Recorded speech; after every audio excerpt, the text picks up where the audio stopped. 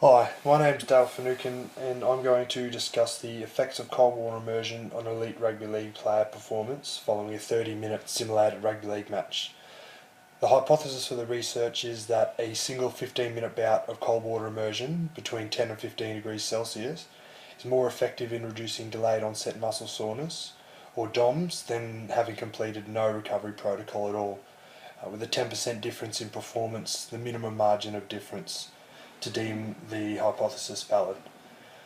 After reviewing systematic research from Machado et al., there are a number of points that are important that highlight the significant differences between cold water immersion and the control groups, along with the alternate immersion therapies. It was originally hypothesised that bouts of 1 minute of cold water immersion interchanged with 1.5 minute rest periods was most effective in reducing DOMS. However, research from Versey, Halson and Dawson highlighted single bouts of high duration between 10 and 15 minutes to be most effective.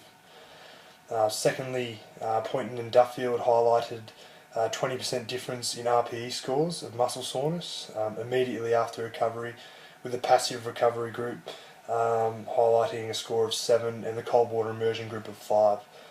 The difference supports the hypothesis of a minimum of 10% margin of difference between the control and the cold water immersion group, and the 20% difference in RPE scores was consistent over the time frame of 2 hours and 24 hours after exercise has been completed, and the RPE scores decreased similarly as time went on.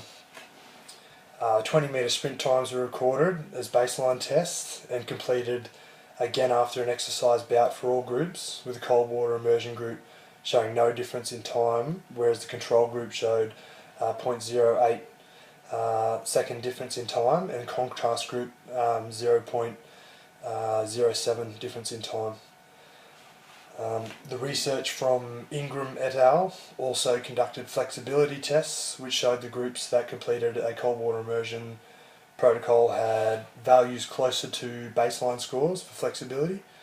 Most notably was the leg flexion, with the control group having 8.4%, contrast water immersion group 9.5%, and the cold water immersion only 0.2%, which is closest to the baseline scores. All of these major findings from the review support cold water immersion as the best form of recovery from DOMS, and this is evident through subjective self-reported RPE scores of perceived muscle soreness, as well as the objective performance test scores of the 20-metre sprints and the flexibility tests completed pre and post workout and recovery. At the beginning of the investigation, baseline tests were taken by all of the participants, where they complete a 5-minute test on the watt bike on level 5, keeping the level at a wattage that's relative to their own body weight. Once the cold water immersion group and control group had completed the 30-minute simulated rugby league game, they complete the sub-maximal watt bike test. That way you're able to get the objective scores, obtaining lactate levels, and subjective self-reported RPE scores for fatigue with the same test. The watt bike test is used to measure physiological change between cold water immersion group and the control group to tell whether there were changes in heart rate and lactate levels pre and post exercise. The reason for the watt bike test is because Borg 1998 stresses that blood lactate levels and increased heart rate after exercise are predictors of exertion and muscle soreness. Therefore, if both of these values are increased after exercise, then it's obvious that both the subjective and objective scores are the same or parallel. By completing the sub-maximal watt bike test, you're able to get a better indication of how valid each method of testing is and see the difference between lactate levels and the RPE scores between the cold water immersion group and the control group. And it's evident in the research by Poynton and Duffield, who highlighted the 20% difference in the RPE scores. The comical picture in the bottom left-hand corner of the slide shows an example of the Hawthorne effect, which was an experiment that took place in the late 1920s. Basically states that people modified or changed their behaviour because they were aware of being observed. The evidence that disproves this fact is the effect of the objective scores for the lowered blood lactate levels, similar to 20 metre sprint times to baseline scores, and similar flexibility scores to baseline scores for the cold water immersion group.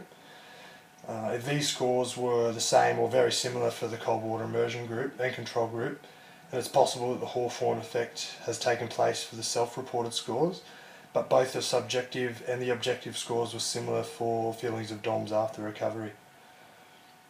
The data that was found from the research is both continuous and discrete, as the results from the performance-based tests such as the readings of lactate levels are continuous, as the readings can take on any value between two specified values, whereas RPE scores are considered discrete data as they take on particular values, which in this case is between 0 and 10 for this research project.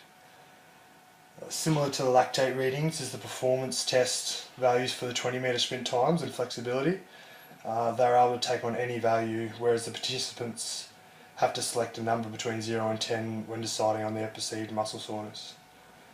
It was also noted in the table on the first slide of the poster the scores that represented the percentage difference and the time difference between control group, contrast group and cold water immersion group. The important thing about this is that the standard deviation for each group was close to the mean values for all groups. So there were no major outliers, which shows consistency among all of the immersion therapies. One of the most consistent performance indicators was data for the 20 metre sprint times, where the standard deviation was only 0.1 for the control and cold water immersion and 0.12 for the contrast water therapy.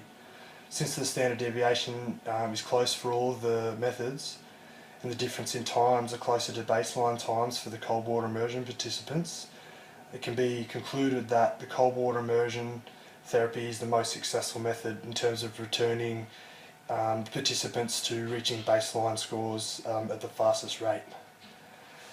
As there's limited research in regards to collision-based sports, more research needs to be done as most of the research is around simulated games. It's also hard to measure the impact of contact either during training or in a game, as they're all different. Therefore, some individuals could report more muscle soreness than others, possibly because they've suffered a more intense collision. The use of GPS data is needed for further research because it's able to measure the severity of each collision, which will be a better indication of why some individuals report higher RPE scores than others. And after reviewing research from Machado et al. And performance test scores from Ingram et al., it's evident that the cold water immersion group had the fastest recovery rate in returning individuals to baseline test scores, as well as reducing the time period that the individuals experienced DOMS. And these findings support the hypothesis and support the research from performance indicators. Thank you.